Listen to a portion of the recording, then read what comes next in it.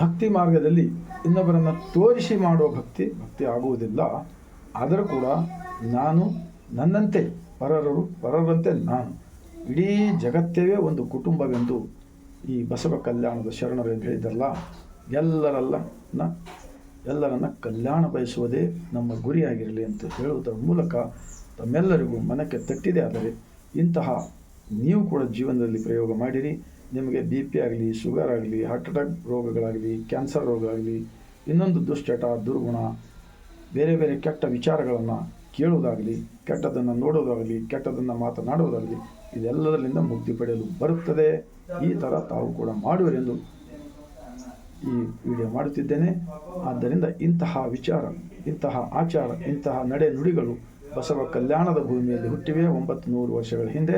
ಅದು ನಮ್ಮ ಪ್ರಧಾನಿ ಮಹಾತ್ಮ ಬಸವಣ್ಣನವರ ಅಧೀನದಲ್ಲಿ ಲಿಂಗ ಆಯತ ಧರ್ಮ ಎಂದು ಹೇಳಲು ನಾನು ಹೆಮ್ಮೆ ಪಡುತ್ತೇನೆ.